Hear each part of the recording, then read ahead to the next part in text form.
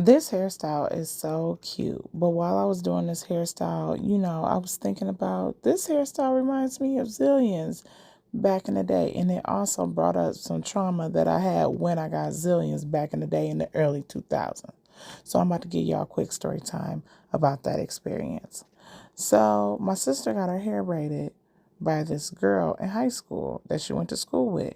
And I was like, oh, this is so cute because she could curl it, she can straighten it, and still get up and go because it was braids. So I'm like, oh, this is cute. This is when Zillions first hit the whole scene. And Africans, I believe, were the only ones that were really doing it.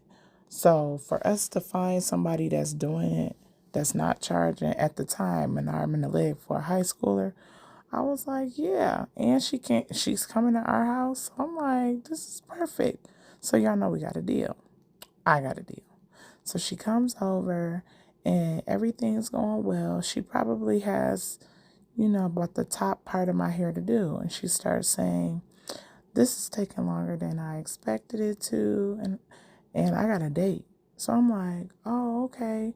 Well, maybe we can quit taking so many breaks. Because when your high school friend doing it or somebody from high school, y'all just be taking 1,000 breaks. So she was like, all right. She was like, I'm going to keep going. She wanted to leave and come back. But I was like, oh, no, no, no, no. I need you to finish this. Your girl got a big head, but still. So, I rocked the hairstyle for a good month and a half. So I go to take it out. Mind you, she used nail glue to seal the ends because she ain't learned the method of knotting, doing the knot. So she used nail glue. So as everything's going well as I'm taking it out, she braided past my natural hair and that was good up until we got to the top. Do you know that this chick glued my natural hair to the braid? When I tell you, I wanted to find her and kill her. And it all came back to me. She had a date.